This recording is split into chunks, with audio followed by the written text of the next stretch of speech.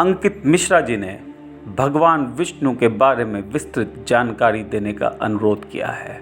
वो लिखते हैं कि जहां वेदों में भगवान विष्णु को इतनी महत्वपूर्णता नहीं दी गई थी, वहीं वर्तमान काल में हिंदू धर्म के सबसे बड़े देवता भगवान विष्णु कैसे बन गए।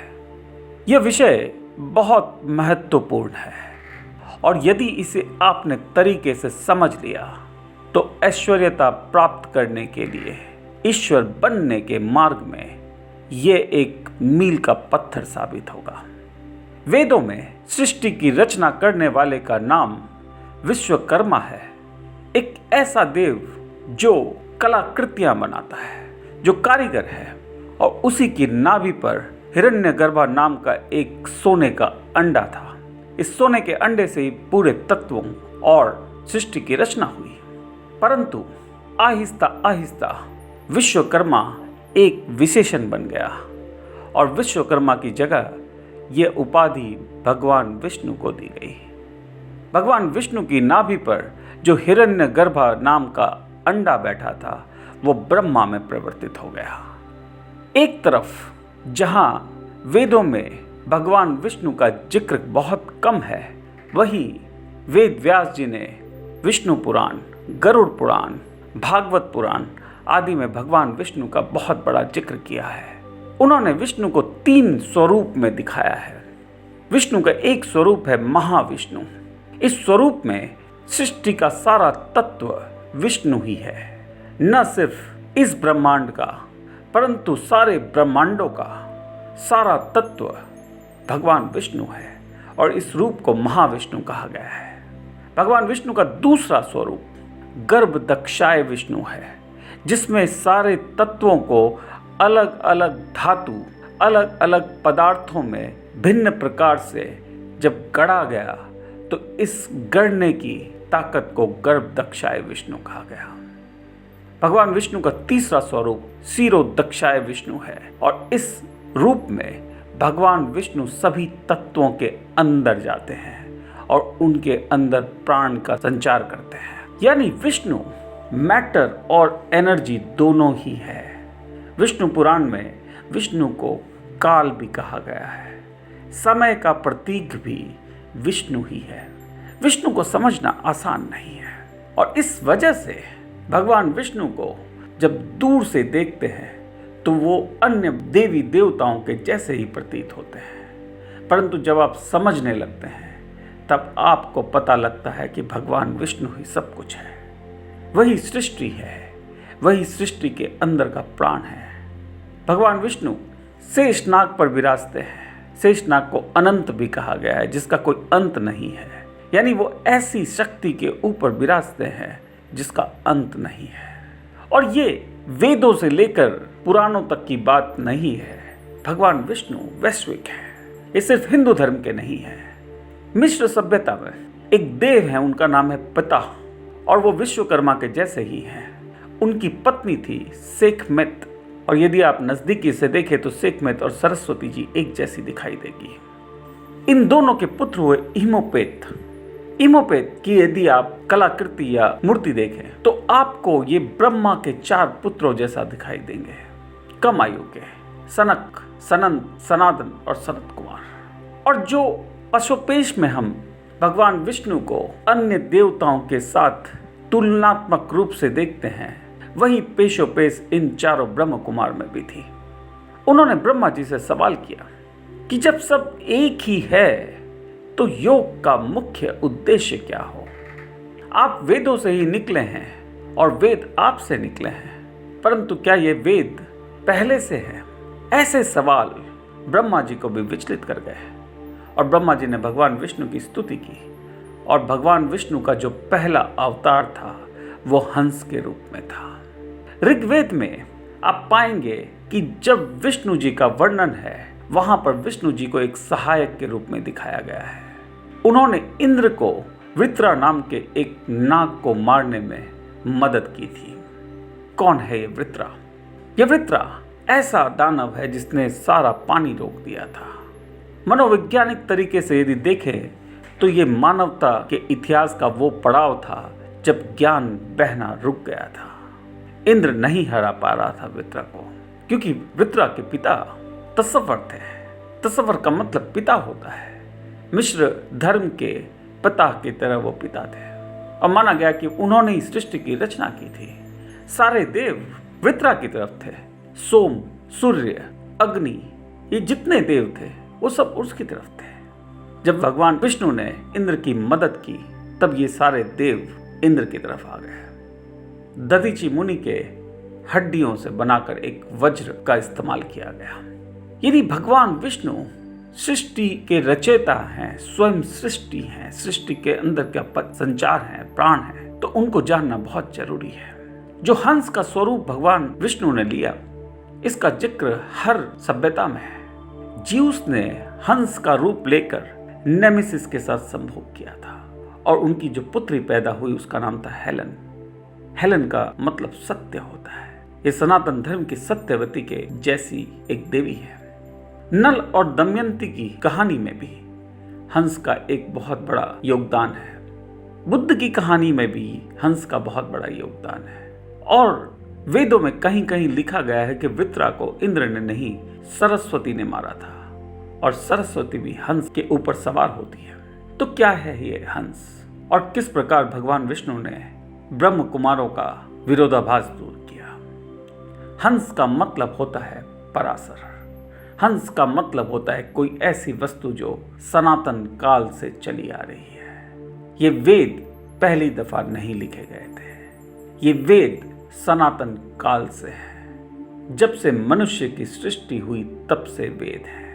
यानी वेदों को जानना विष्णु को जानने के लिए अति आवश्यक है। और इन वेदों से ही उपनिषद और पुराणों की व्याख्या होती है। इन्हीं से निकलते हैं और उन पुराणों में भगवान विष्णु को बहुत बड़ा स्वरूप दिखाया गया है। भगवान विष्णु को जानने के लिए उनके सातों अवतार को जानना होगा और ये अवतार ही हमें विष्णुमयी बनाएंगे। ये अवतार ही हमें विष्णु तक ले जाएंगे।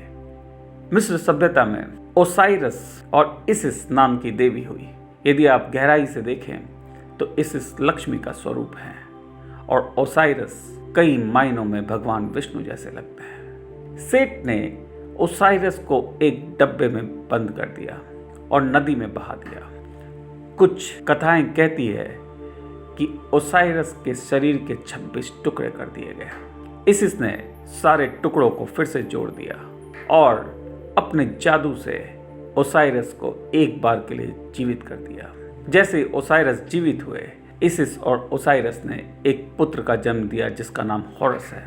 हॉरस गरुड़ के रूप में दिखाया गया है। हॉरस और गरुड़ एक ही है और ऋग्वेद में गरुत्मन के नाम से एक किरदार है जो गरुड़ ही कहा गया है। गरुड़ पुराण भी लिखा गया जिसमें भगवान विष्णु को सबसे बड़ा देवता माना गया है। तो क्या है ऐसी बातें जो भगवान विष्णु को सबसे बड़ा बनाती है और क्या भगवान विष्णु हमें ईश्वर तक पहुंचा सकते हैं? क्योंकि भगवान विष्णु ही हमारी मृत्यु के बाद हमारे पालनहार होंगे। मृत्यु के बाद आपने नहीं सुना होगा कि आप भगवान शिव के पास जाते हैं या ब्रह्मा के पास जाते हैं। मृत्यु के बाद आपने हमेशा यही सुना होगा कि भगवान विष्णु के बैकुंठ धाम में आप जाते हैं। यानी विष्णु जीवन के साथ और जीवन के बाद दोनों पर राज करते हैं। कैसे बना जाए विष्णुमयी? क्या सिखाते हैं विष्णु? विष्णु की शिक्षा को सीखने के लिए आपको विष्णु के सातों अवतार को देखना होगा। हंस के बाद जो पहला अवतार भगवान विष्णु ने लिया वो कछुए का अवतार था और ये सारी बातें विस्तृत रूप में मैंने अपनी पुस्तक में लिखी है। भगवान विष्णु का सबसे पहला अवतार है कुर्मा अवतार, एक कछुए का अवतार। बुद्ध धर्म में कश्यपा बुद्धा और यूनानी धर्म में टॉर्टोइस और ज्यूस की कहानी प्रचलित है। ये कछुआ आपकी धारणाओं का प्रतीक है। जितना ज्ञान आपने धार्मिक किताबों को पढ़कर अर्जित किया है, अब उस पर विराम लगाने की बारी है। अब आपकी अंदरूनी यात्रा शुरू होनी है।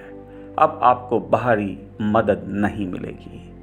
कछुए का मतलब होता है अपना घर अपने साथ लेकर चलो और चक्रों में ये सबसे नीचे, मूलाधार से भी नीचे आपको एक स्थायित्व प्रदान करता है।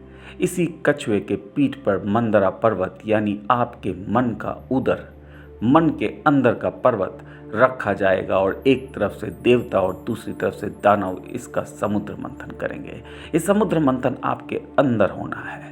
आपका कछुआ मजबूत होना चाहिए। आपको ज्ञान अर्जित करना होगा। जितना भी ज्ञान आपने अर्जित किया है, आज इस पर पुनर्विराम लगाने की बारी है। साधना शुरू करने से पहले आपके अंदर ज्ञान होना बहुत जरूरी है। श्री गणेश ज्ञान के भंडार है और वही मूलाधार के सूचक हैं। कछुआ का अवतार विष्णु का सबसे पहला अवतार है। इसके बाद आपको भगवान विष्णु का मत्स्य अवतार अपने ध्यान में केंद्रित करना है। एक ऐसी मछली जो जितने भी पानी में रख दी जाए वो उतनी बड़ी हो जाएगी। यानी आप जितना जानते हैं आप उतने बड़े हैं, परंतु ये जानना आपकी स्वयं की जो स्वभाव है उससे बड़ा नहीं है। ये मछली विचलित है। ये समुद्र में भी रख दें तो समुद्र से बड़ी हो जाती है, छोटे से प्याले में रखें तो प्याले से बड़ी हो जाती है। यानी जो आपका विचलितपन है, आपको लगता है कि यदि आपका स्वभाव, आपका अंदर का ईश्वर आपके मस्तिष्क में नहीं समा सक रहा तो इसे मत्स्य अवतार कहेंगे। और जब आप ये सब देखेंगे तो आपको आपका जीवन बड़ा भारी सा लगेगा। आपके प्राण आपके मूलाधार में 90% होते हैं। आपको उस प्राण को ऊपर लाना है। भगवान विष्णु का तीसरा अवतार वारा अवतार होगा, एक सूअर का अवतार। और क्यों कहा गया है सूअर?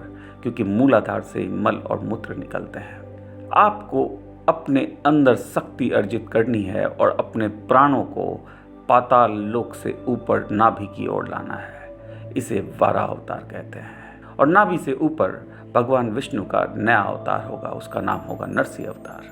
हिरण्यकश्यप ने भगवान ब्रह्मा से एक वरदान मांगा था और इस वरदान के मुताबिक वो किसी भी ऐसी ताकत से मारे नहीं जा सकते थे। उसने सभी संभावनाओं को अपने वरदान में सम्मिलित कर लिया था। वो किसी भी देवता, पुरुष, राक्षस, भूत, पिशाच आदि से नहीं मारा जा सकता था। न वो घर के अंदर, न बाहर, न दिन में, न रात में। ऐसी सारी संभावनाएं हिरण्यकश्यप ने अपने वरदान में सम्मिलित कर ली थी। आपको इस अवतार को समझते हुए ये एहसास करना है कि ईश्वर आपकी सभी धारणाओं से विपरीत होगा। बहुत बड़ा होगा ईश्वर और आपकी सारी धारणाएं धरी की धरी रह जाएगी। नरसिंह अवतार के बाद आपको वामन अवतार यानी अपने आप को बाली के रूप में देखना है। क्योंकि आपने अभी नरसिंह अवतार देखा है तो आपके अंदर उस देवता को देखने की शक्ति थी। आप एक बाली के रूप में थे, परंतु इस बाली को वामन के पांव के तले आना है। कंप्लीट सरेंडरनेस बाली को दर्शाता है। वामन अवतार के बाद आपको राम अवतार को देखना है। राम का मतलब है राम में विलीन हो जाना। राम एक नाम नहीं, एक उपाधि है।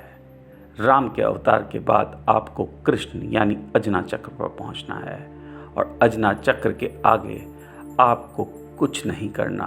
आपको सिर्फ सहस्रार चक्र की ओर जाना है और आपके स्वयं के अंदर कल्कि का अवतार होगा।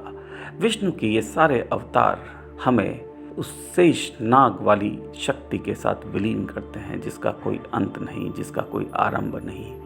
यदि हमने विष्णु के अवतारों को समझ लिया तो हम भले ही किसी भी धर्म को मानते हो, साधना में हम अपने आप को उस शक्ति से, उस महाविष्णु, उस गर्भ दक्षाय विष्णु, उस शिरो दक्षाय विष्णु से मिला लेंगे।